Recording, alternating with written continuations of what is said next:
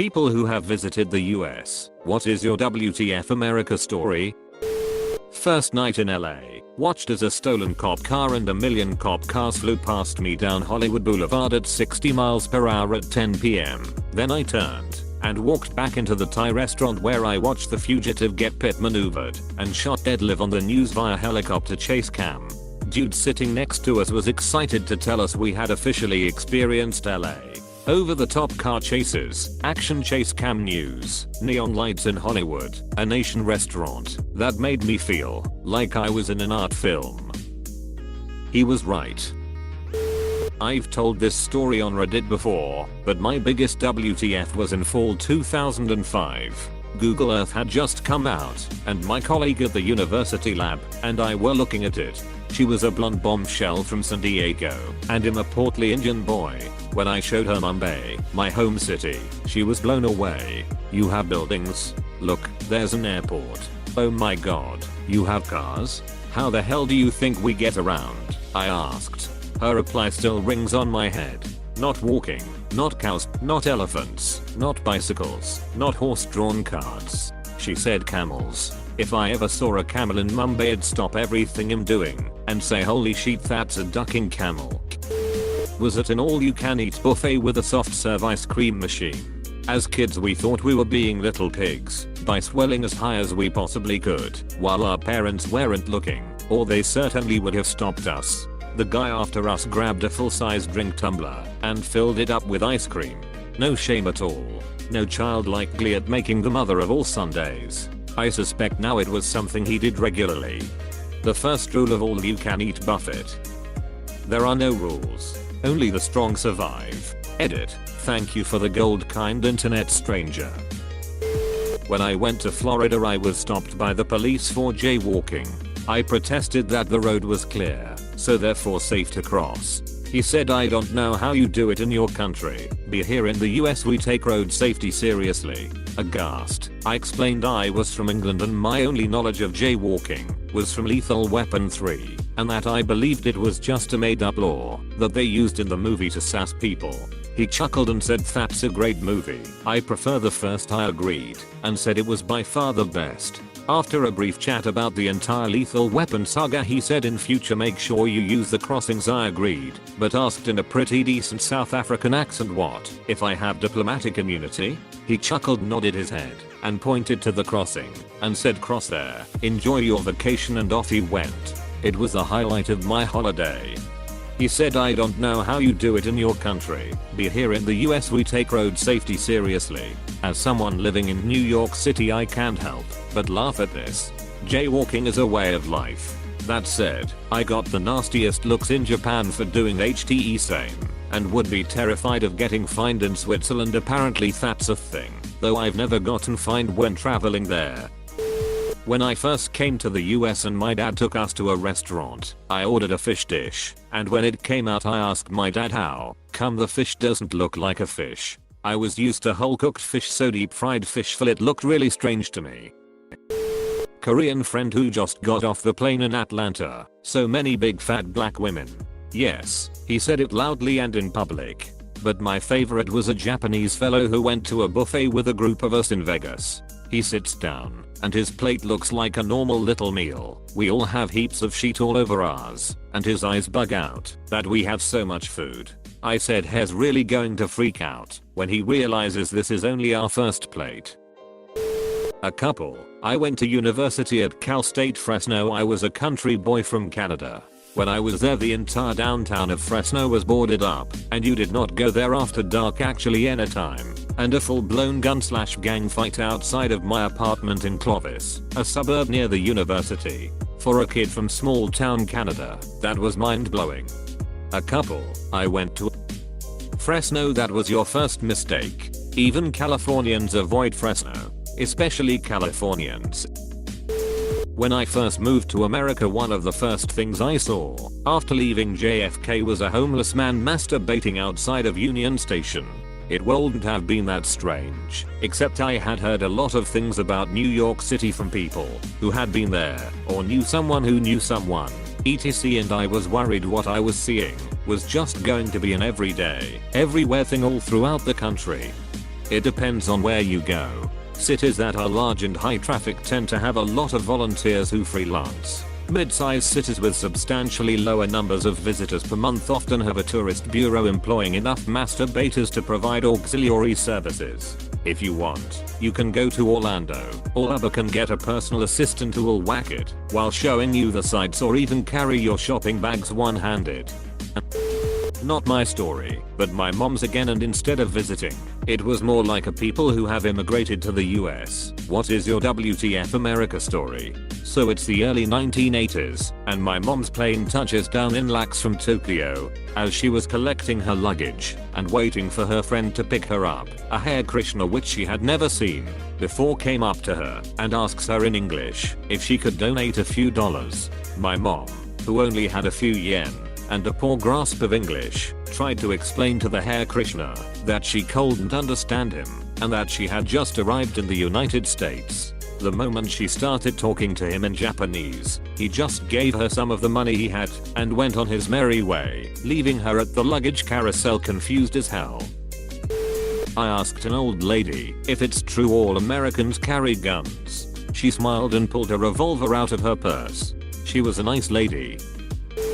Canadian on tour in America. Witnessed an enormous man at a Big Boy in Wisconsin pull out 5 jumbo freezer bags and fill them to the brim with sausages from the all-you-can-eat buffet. He hid every bag between the overhang of his belly and sweetpants, then filled a full plate of sausages, and proceeded to sit calmly at his table and finish eat them.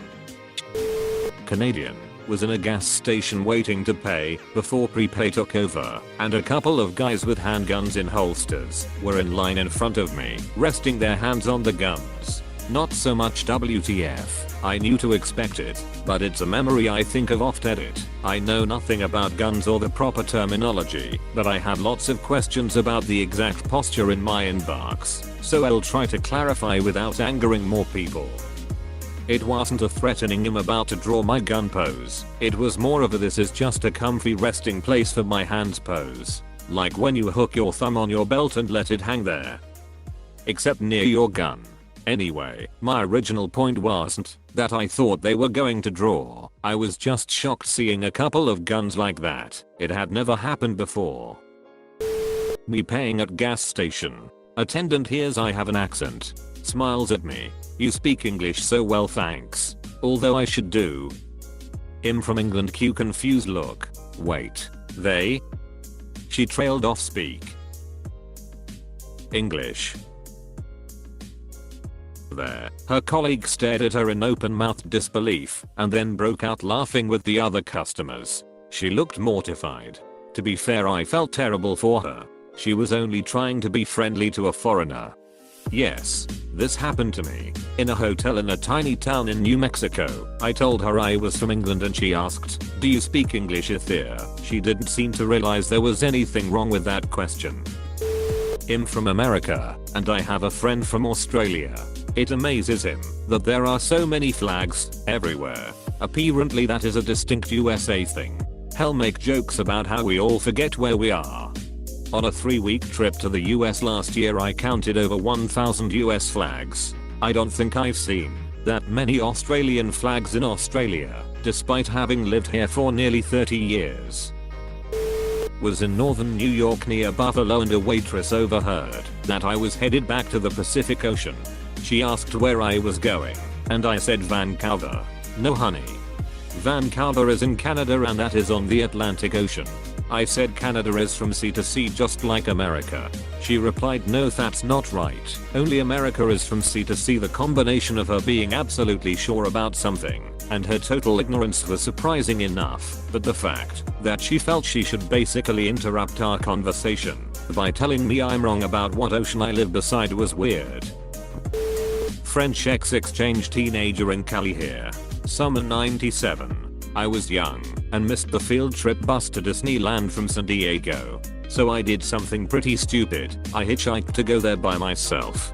Dude who took me looked like a plainclothes cops, but a good buddy. When he heard I was French, he told me to never ever hitchhike in USA because it's pretty dangerous. Plus people could assume him a serial killer.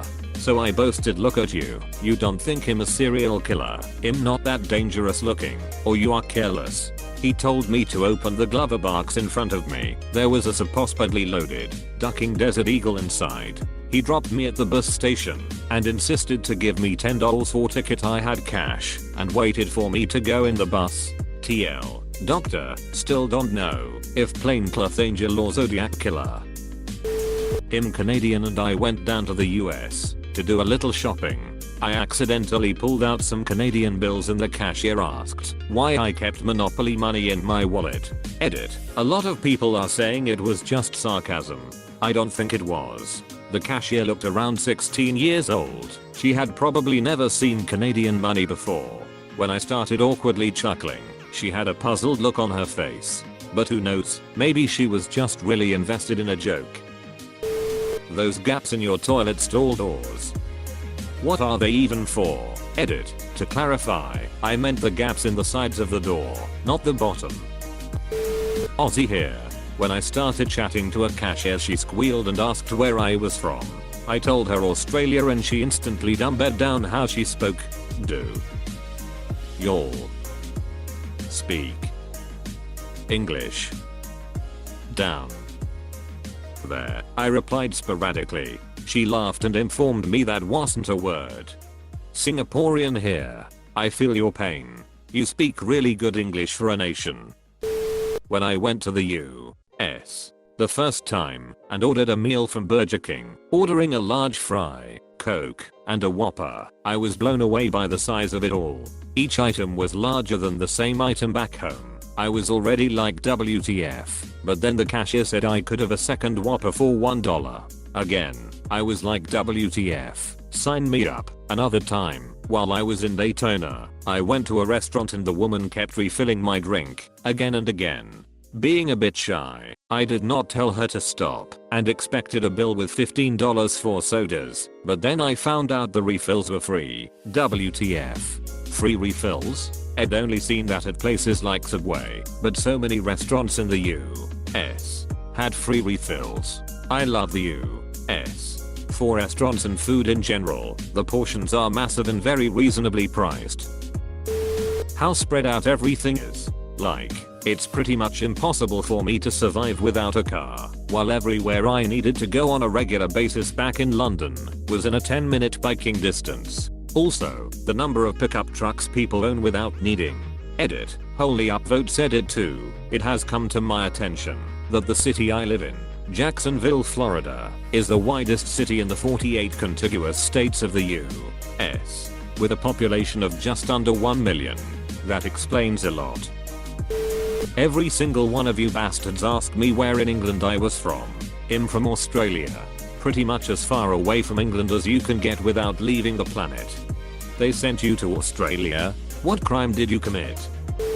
A universal WTF for both foreign and US citizens. The Golden Corral, everything was submerged in liquid butter. The patrons were larger than some cars.